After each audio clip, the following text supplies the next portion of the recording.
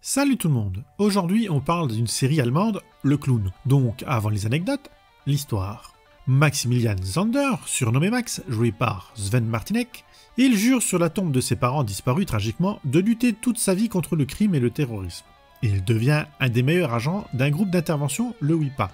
Il a foi en la loi, mais un jour, un de ses amis policiers, Léo, est sur une affaire compliquée. Le patron de Max, Joseph Ludowski, joué par Volkmar Kleinert, dit à Max de l'aider dans son enquête. Mais le criminel va piéger la voiture de Léo, qui explosera sous les yeux de Max sans qu'il ne puisse rien faire.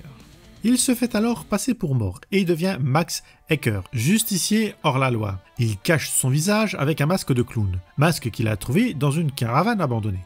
Il est poursuivi par la police et il veut faire une justice plus efficace. Il est aidé par deux de ses amis, Claudia Dale, jouée par Diana Frank, une journaliste qu'il avait rencontrée par hasard quand elle travaillait dans une station-service après lui avoir emprunté sa moto. Il ne lui ramène que le bouchon du réservoir d'essence.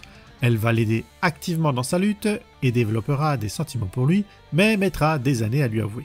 Et Tobias Stenner, surnommé Dobbs, joué par Thomas Hasenhofer, il est le pilote d'hélicoptère. Ils se sont rencontrés au régiment où Max et lui travaillaient. Ils se lient d'une très forte amitié et se considèrent comme des frères. Après l'armée, il ouvre une entreprise sérieuse, comme il le dit toujours, d'hélicoptères. Il va mettre ses talents de pilote au service de son ami pour lutter contre le terrorisme et les criminels. Le quatrième à soutenir Max dans sa quête de justice est son patron Joseph Ludowski.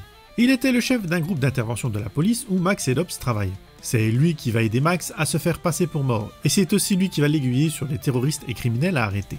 Il finira par démissionner de son poste et ouvrira un cabinet d'avocats, mais toujours dans le but d'aider Max dans sa mission.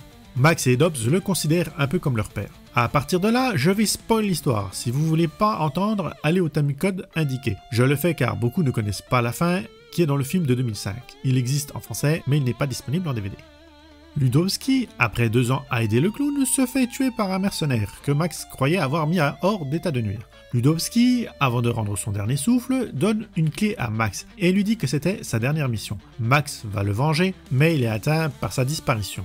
Dobbs accuse aussi le coup. La clé que lui a donnée son patron ouvre un coffre avec des papiers d'identité qui permettra à Max de reprendre une vie normale. Et il abandonne son alter ego de justicier, mais il est recontacté par une organisation qui lui demande de poursuivre sa lutte. Il reprend du service avec ses amis, mais cette décision mènera quelque temps plus tard à un autre drame, la mort de Claudia, tuée par Zorbeck, un trafiquant, pendant une mission où il devait empêcher l'attaque d'un transport de documents confidentiels. Il n'arrive pas à choper Zorbeck. Et après la mort de Claudia, il raccroche le masque. Mais quelques temps plus tard, il apprend que Zorbeck a caché des plans volés dans un centre commercial. Et il s'y infiltre en se faisant embaucher en tant qu'agent de sécurité pour surveiller le retour de Zorbeck. Il refait surface 4 ans plus tard. Max se remet en marche pour se venger à nouveau. Il reprend pour une ultime fois le masque. La sœur de Claudia, Léa, est fait kidnapper par Zorbeck. Dobbs et Max vont le débusquer, récupérer Leia et en finir avec Zorbeck et son amante Mona une bonne fois pour toutes. Et Max finira en couple avec Léa et Dobbs lui finira aussi en couple mais avec Antonia.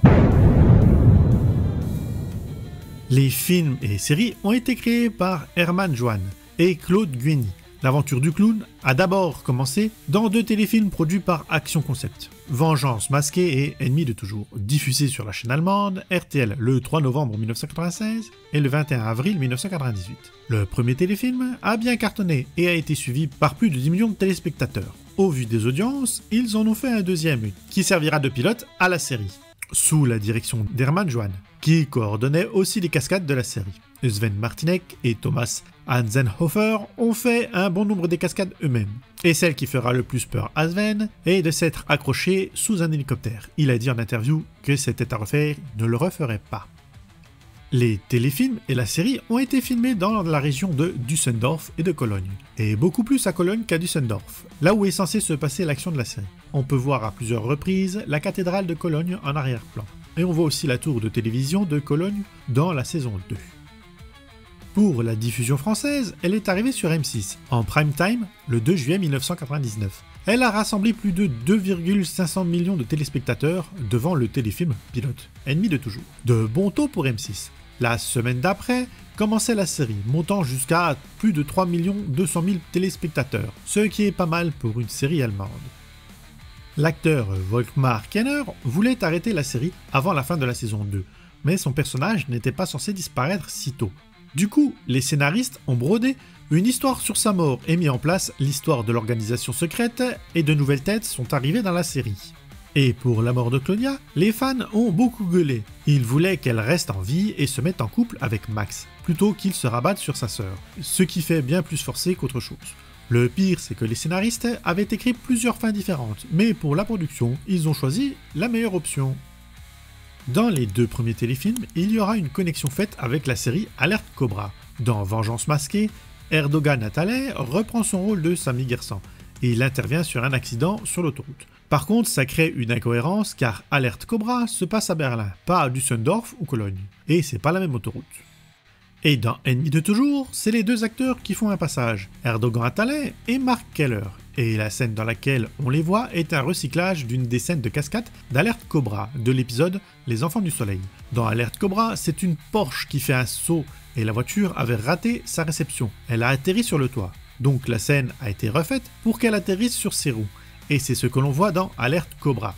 Et pour le clown, ils ont repris les bandes de la scène ratée, où la Porsche finit sur le toit, pour l'intégrer à la série. Les 2 séries se sont fait un autre clin d'œil. Dans un épisode d'Alerte Cobra, Un coin de paradis, un mec fait du sport en regardant le clown à la télé. Et dans Le Clown, épisode Le Vautour de la saison 4, Max s'introduit dans une maison et pendant ce temps, là, Dobbs regarde sur sa télé un épisode d'Alerte Cobra qui est diffusé.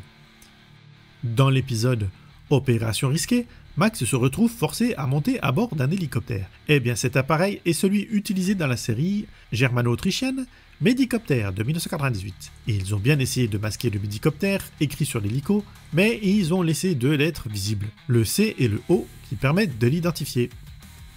En mars 2005, la suite de la série sort au cinéma, le film Le Clown Payday, réalisé par Sebastian Vig. Le but était de relancer la franchise et de refaire une série derrière, avec un nouveau trio. Claudia aurait été remplacée par sa sœur. Mais le film a bidé, à cause qu'il n'y avait pas Claudia. Justement, tous les passages du film où on la voit viennent de la série. Pourtant, ils ont mis le paquet. C'était un des films d'action avec les scènes d'action les plus compliquées produites en Europe. Le film a même reçu un prix, un Taurus Award en 2005, pour meilleure action dans un film étranger.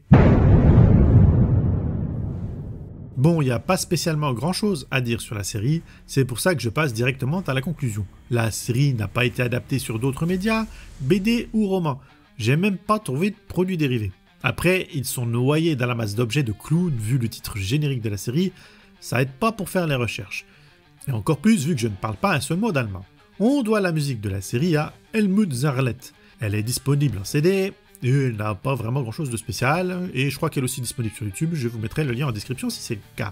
Pareil, j'ai pas fait de guest, il y en a eu, mais je ne les connais pas. À part les acteurs de Cobra 11 ou Alerte Cobra, c'est les seuls que je connais. Bon, moi j'aimais bien cette série, mais c'était pas ma préférée. Alerte Cobra est vraiment mieux pour moi. Après, j'aime bien les bagnoles, donc pour moi c'est logique. Vous, dites-moi ce que vous avez pensé de cette série, si vous l'aimiez bien ou pas.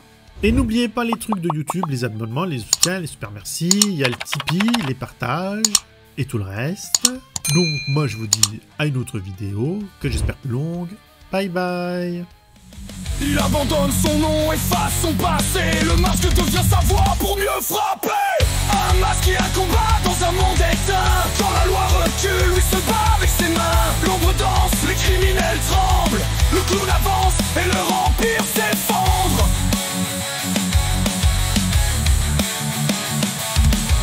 Le masque devient sa voix.